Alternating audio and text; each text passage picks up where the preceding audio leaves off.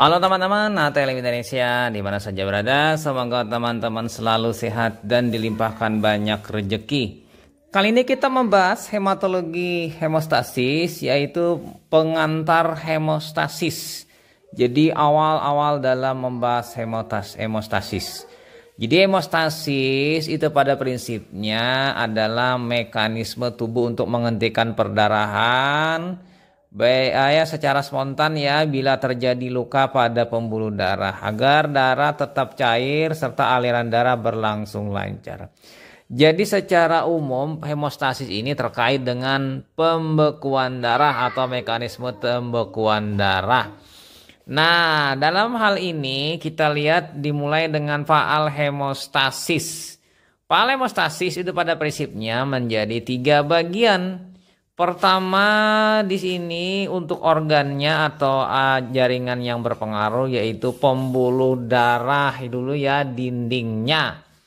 Nah, dimulai dengan misalnya trauma pada pembuluh darah, maka respon pertama kali dari vaskular atau kapiler terjadinya kontraksi dari kapiler disertai dengan ekstravasasi. Jadi ini akan melakukan pengkerutan ya. Nah, dilanjutkan nanti dengan kedua yaitu trombosit yang bereaksi. Trombosit mengalami adesi, menempel serta agregasi ya. Penempelan yang menutupi. Dengan pengaruh ATP terjadilah agregasi saling melekat dan desintegrasi sehingga terbentuklah suatu massa yang melekat yaitu sumbatan. Nah, setelah ini nanti yang berperan adalah sistem koagulasi. Yang mana di sini kita memerlukan yang namanya faktor-faktor pembekuan darah dan juga pembentukan protombinase yaitu protombin aktivator. Mengubah protombin menjadi trombin, lalu trombin ini mengubah fibrinogen menjadi fibrin. Nanti akan terbentuk benang-benang fibrin dan benang fibrin akan membesar menjadi fibrin yang stabil. Oke, kira-kira seperti itu ya mengenai faal hemostasis. Lalu komponen yang berperan di sini proses hemostasis itu terjadi sistem kompleks yang berperan dalam proses ini yaitu pertama endotelium pembuluh darah, yang kedua platelet si trombositnya, yang ketiga faktor koagulasi darah di sini protein darah ya, sistem fibrinolitik dan koagulasi inhibitor. Jadi ada 5 yang terlibat dalam proses hemostasis. Nah, bagaimana dengan pembuluh darah? Endotel itu mengandung ada nitric oxide NO, kemudian endotelin, kemudian Weibel pellet ya, ini isinya faktor von Willebrand VW, kemudian antigen VW, P-selektin, kemudian yang keempat integrin dan kelima trombomodulin. Ini komponen-komponen dalam hal hemostasis ya pada pembuluh darah. Nah, diperlukan juga sel trombosit atau platelet. Trombosit di sini merupakan pecahan dari sitoplasma megakariosit atau megakariosit. Umurnya 7-10 hari si trombosit ini produksinya diatur oleh trombopoietin yaitu hormon yang diproduksi oleh korteks ginjal. Jadi mengendalikan produksi trombosit. Lalu kita pindah masuk lagi ke activation atau sekresi. Nah, di sini ya kalau kita bisa melihat dari satu sel ini dia bisa melakukan aktivasi berbagai hal. Berarti adesi yaitu ADP, dia mengaktifkan ADP, kemudian faktor 5 aktif, kemudian trombosporin, kemudian PDGF, PWV, kemudian fibronektin, fibrinogen, heparinase, tromboaksan A2. Jadi si platelet ini mampu melakukan aktivasi ini, maka dia nanti akan melakukan proses adesi dan agregasi. Dia membentuk fluk atau sumbatan sehingga mencegah kerusakan atau keluarnya banyak darah dari peredaran darah keluar. Nah, kita pindah ke protein plasma. Protein plasma di sini yang berperan adalah protein koagulasi, enzim fibrinolitik, inhibitor, kemudian komplemen dan kinin. Jadi 5 komponen ini berperan dalam proses hemostasis. Nah, kita pindah ke protein koagulasi. Di sini pembentukan fibrin ya.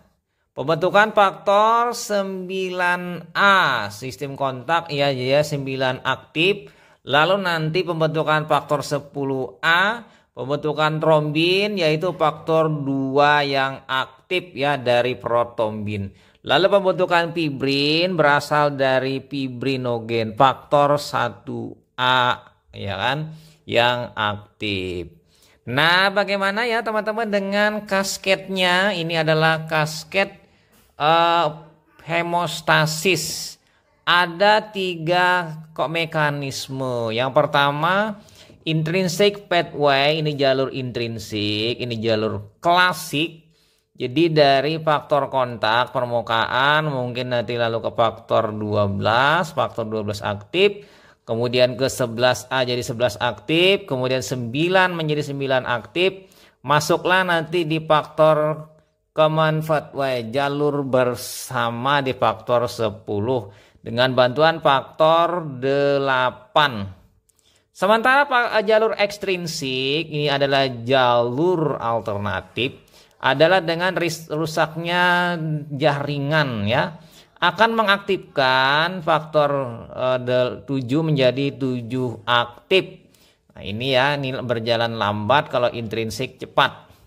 Dan adanya faktor jaringan tromboplastin misalnya akan masuk ke faktor 10 menjadi 10 aktif. Nah, di sini jalur yang ketiga, common pathway ini mengaktifkan 10 menjadi 10 aktif. Lalu 10 aktif ini mengaktifkan protombin menjadi trombin. Lalu trombin mengubah fibrinogen menjadi fibrin. Dan trombin mengaktifkan faktor 13 menjadi 13 aktif. Nah, 13 aktif ini mengubah fibrin yang monomer menjadi fibrin stabil berupa bekuan atau clot. Nah, kira-kira itu ya. Dan di sini ada proses hemostatik, ada proses mekanikal dan proses adesif. Jadi ada 3 ya posisinya di tanda bintang. Nah, bagaimana dengan skema umum hemostasis? Hemostasis secara umum adalah dimulai dengan kerusakan pembuluh darah, nanti ada vasokonstriksi, aliran darah turun. Lalu pemaparan kolagen subendotel menyebabkan platelet adesi, maka akan terjadi PF3, platelet activation dan secretion. Lalu platelet agregasi, ini platelet fusion, kontraksi dan platelet flux. Nanti akan terbentuk stable hemostatic flux. Sementara di skema sebelahnya faktor 12 itu bersama dengan PF3 maka terjadi koagulasi darah. Dan mungkin ada tisu tromboplastin faktor dari 7 bisa juga, ini yang ekstrinsik. Maka terjadi trombin. Trombin mengubah fibrinogen menjadi fibrin. Fibrin menjadi stable hemostatic flux. Jadi di sini ini secara skema umum hemostasis. Nah, kemudian kita pindah lagi di sini fisiologi dari sistem fibrinolitik. Nah, fibrinolitik ini kita lihat ya, faktor 12 menjadi 12 aktif. Ya kan, kemudian dengan prekallikrein ya, dengan ada akan mengubah menjadi kallikrein. Kallikrein dengan faktor 12 aktif dan aktivator jaringan endotel itu dengan PA1 menghambat akan mengubah plasminogen yang tidak aktif menjadi plasmin. Nah, plasmin aktif ini ya akan terjadi proses biodegradasi faktor 5, kemudian 7, 9 dan lainnya. Dan juga dia mengaktifkan alfa 2 antitripsin dan alfa 2 makroglobulin. Maka menjadi fibrinolisis, pembentukan FDP. Ya, jadi di sini ya proses fibrinolisis. Nah, kita pindah ke kelainan perdarahan.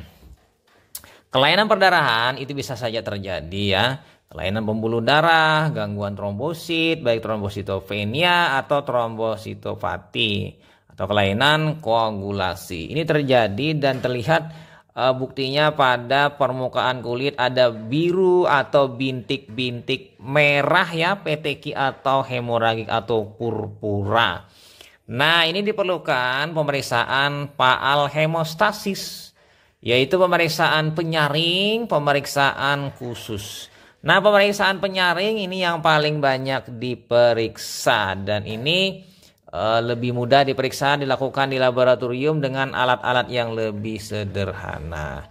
Nah, untuk pemeriksaan penyaring mungkin saja ada pemeriksaan percobaan pembendungan, Rumpelet test, kemudian ada massa perdarahan bleeding time, ada juga nanti temannya yaitu clotting time, lalu pemeriksaan hitung trombosit, ya kan, kemudian massa protombin plasma atau protombin time, lalu massa tromboplastin parsial teraktivasi atau APTT, ya, atau nanti KPTT bisa juga ya, atau yang terakhir massa trombin atau trombin time. Jadi setidaknya ada 6 untuk penyaring ya, bisa digunakan untuk operasi atau untuk kegiatan lainnya, misalnya pemberian terapi antikoagulan.